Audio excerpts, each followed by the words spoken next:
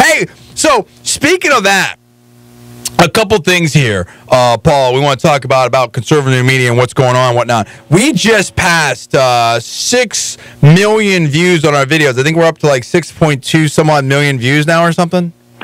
That's right. We're at like 6.25 or so million views. So give people the whole sort of rundown of how they can find our stuff, our great videos online, what we're doing, all that.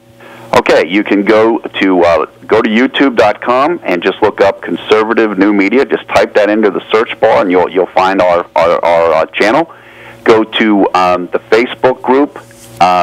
If you go to Facebook and do the same thing, just type in Conservative New Media for a search. It'll come right up. We have over 1,300 members that follow us on there. Almost 14, actually over 1,400 now.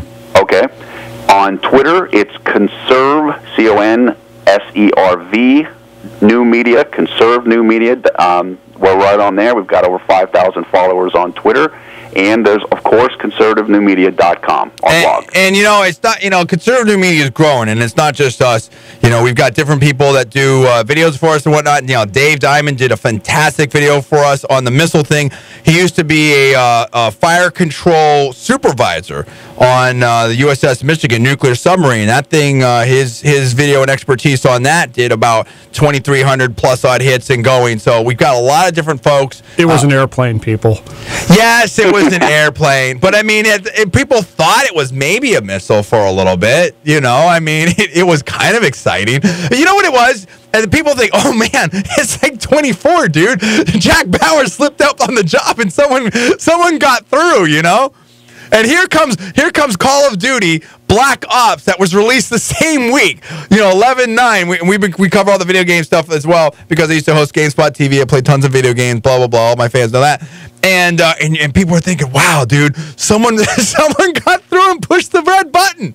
That would be how cool would that be? It was fun to mess with it, but it was an airplane. Yes, it was an airplane. It was fun to mess with it, but that's fine, and we like that kind of stuff. So now. There's a lot of good things going on with conservative new media, and I want to talk about this segment, and then we'll bring it into the next segment about the Conservative New Media Coalition. And we've kind of hinted at that. We talked a little bit about that. I know other folks have talked about this in different ways.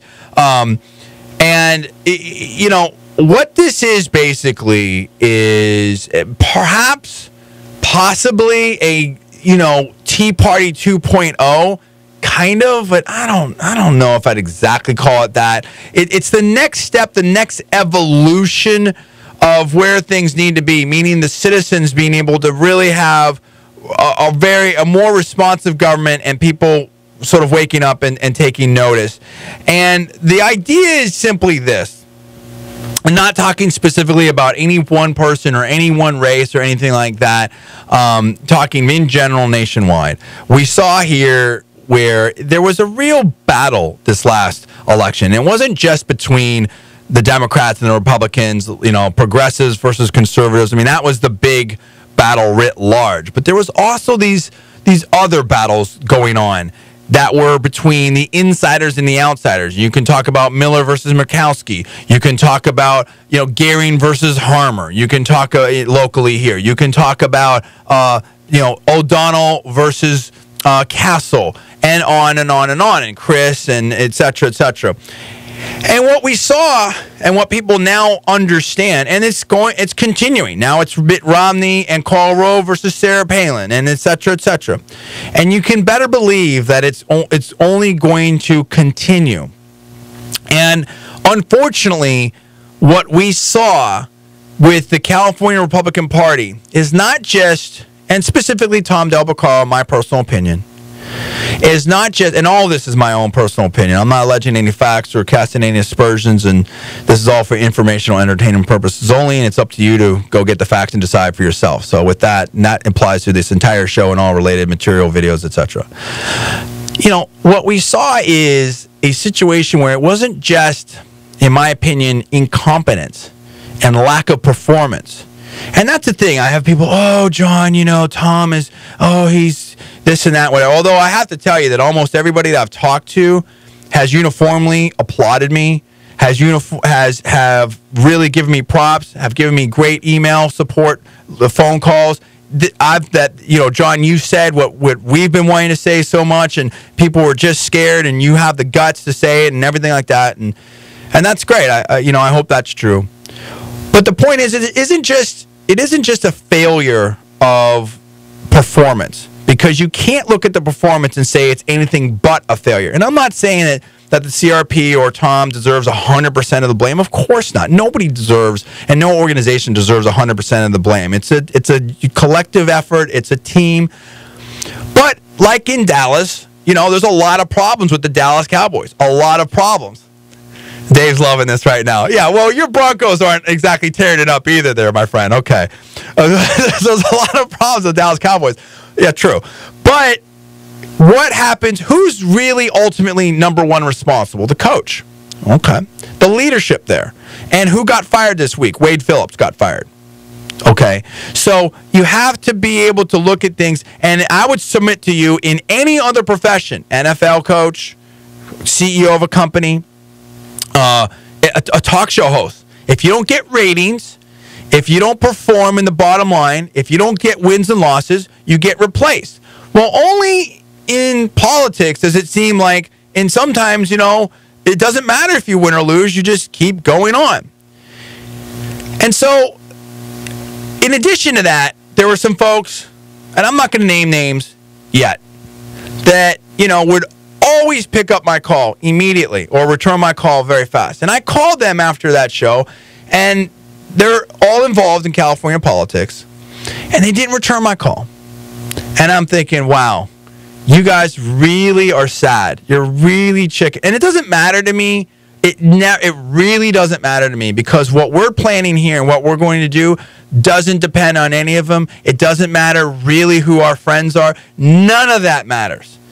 And they're all going to find that out. Okay. So what this is and what it was is, and I talked to other people, Dave. I've talked to a bunch of other people, big names and viewership and audience in the media and in politics. And the universal message is and was, never again.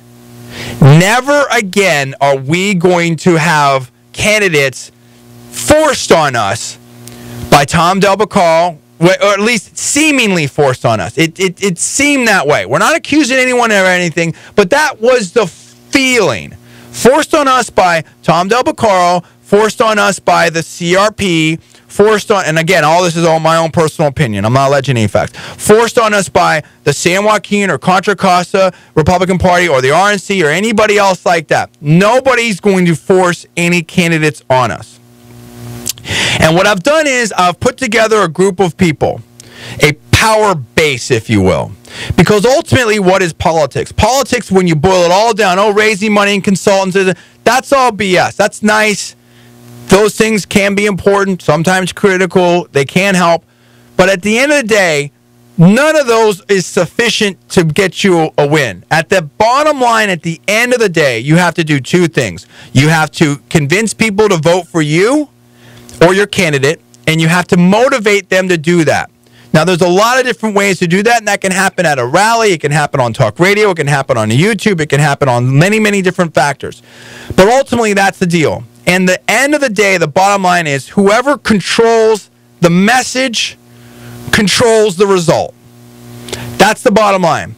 And so particularly when we have a registration deficit, when we have a financial deficit, when we have people that I believe are not competent and don't know how to run a party and run campaigns, whoever controls the media and controls a power base and controls a voting block is going to control the situation here. And so my message, quite simply, I don't care who you are or who you think you are or what kind of little base you think you have. When this is all said and done in 2012, hopefully it'll be nationwide, but it clearly will be California-wide. If you want to run in California at the statewide level, if you want to win as a Republican, as a conservative, or if you want to win, I can clearly say this in the Central Valley, as was basically proven. Dave and I did not get behind David Harmon. I'm not speaking for Dave, but I'll speak for myself. And conservative new media didn't. We didn't actively campaign against him or anything. We didn't get behind him, and he lost. Simple as that. Oh, we're still counting votes. No, dude, he lost. Okay, that race is over. McNerney's already claimed victory. It's mathematically, it's not going to happen. So my message will be, I don't care ultimately. I mean, I do care as a Republican, but bottom line for Conservative New Media and the Conservative New Media Coalition, I don't care who the chairman of the California Republican Party is. I don't care what Brian Sussman says. I don't care who's running for senator or governor. Oh, that's 4 years down the line. But I mean, for Feinstein's seat, I don't care who's running for Congress, this and that, whatever. I don't care. If you're not cool with us, if we're not cool with you, if we don't like you, if we don't like the process, if we don't like how it's done, it doesn't matter how many Tea Parties have endorsed you, it doesn't matter how much money you've raised. I promise you, you're going to have a hard time winning, and it's almost assuredly that you will absolutely lose.